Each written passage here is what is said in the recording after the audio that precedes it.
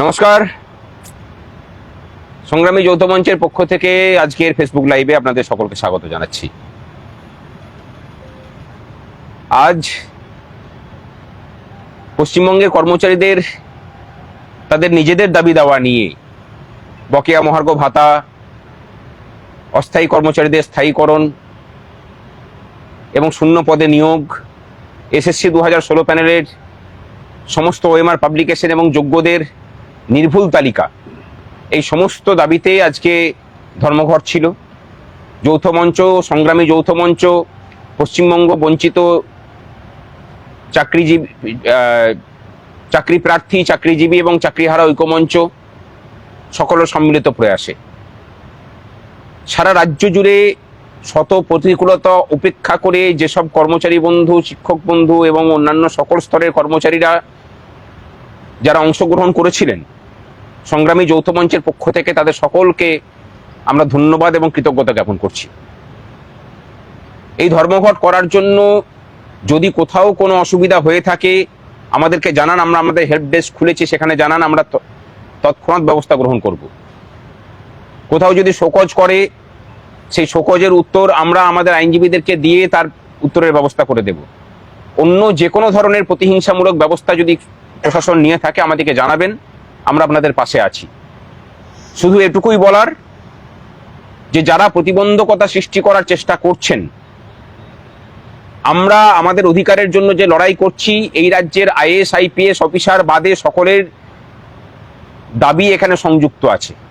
এরপরেও যেসব আধিকারিকরা অতি সক্রিয়তা দেখাতে গিয়ে আমাদের অধিকারের পথে প্রতিবন্ধকতা সৃষ্টি করবেন, জেনে রাখবেন যে আপনাদের দুর্বল স্থানে আঘাত করতেও কিন্তু আমাদের কুণ্ঠাবোধ হবে না। আমরা কোনো হুমকি দিচ্ছি না।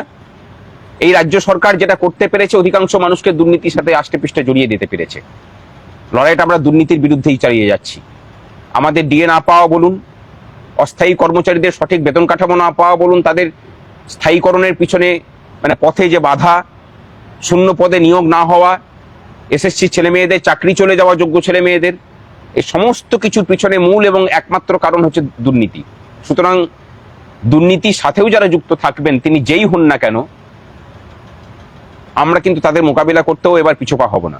কারণ আগামী যে 1 বছরের লড়াই, খুব স্বাভাবিকভাবেই পশ্চিমবঙ্গের গণতন্ত্র এমন জায়গায় গিয়ে দাঁড়িয়েছে যে ভোটের সময়ই যত কিছু দাবি আদায়ের উপযুক্ত মরশুম। আমরা এটুকু বলতে পারি যে আগামীতে আরো অনেক ধর্মঘট হবে। তাই প্রতিবন্ধকতার সৃষ্টি না করে, আপনি যদি পাশে না থাকতে পারছেন, যদি প্রতিবন্ধকতার সৃষ্টি চেষ্টা করেন, আপনাদেরকেও ছড়া হবে না। আর যে ডিপার্টমেন্ট অতিরিক্ত সক্রিয়তা দেখাবে তাদেরকেও ছেড়ে কথা বলা হবে না।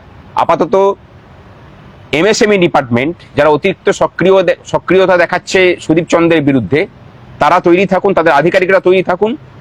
আমরা আপনাদের দুর্নীতির যেসব কাগজপত্র হাতে পেয়েছি সেগুলোকে নিয়ে হাইকোর্টে কেস করে এই গোটা ব্যাপারটাকে যাতে সিবিআই তদন্ত করানো যায় তার প্রস্তুতি নিচ্ছি। দেখতে থাকুন, বাকি ডিপার্টমেন্টও তৈরি হোক। আজকের মতো এটুকুই, ভালো থাকবেন, আপনাদের সাথে আছি। নিজেদের অধিকারের জন্য যে লড়াই, এক মুহূর্তও সেখান থেকে বিরাম নেওয়ার সময় নেই। লড়াই জারি থাকুক, লড়াই জারি থাকবে। আগামী সুপ্রিম কোর্ট বলুন বা যে কোনো জায়গা বলুন, আমরা সব জায়গাতে আছি লড়াইয়ে। একসাথে থাকি, একসাথে হাতে হাত মিলিয়ে আগামী যে লড়াই, আপাতত 21 তারিখ এবং 28 তারিখ, তার জন্য সকলে প্রস্তুতি নিন। শুধু নিজে এলে হবে না, বাকি সকলকে নিয়ে আসতে হবে। সম্মিলিত লড়াই হোক, দেখবেন এই সরকার মাথা নত করতে বাধ্য হবে। হতাশা নয়, আশা নিয়ে সামনে এগিয়ে চলুন সকলে। ভালো থাকবেন। ঠিক আছে।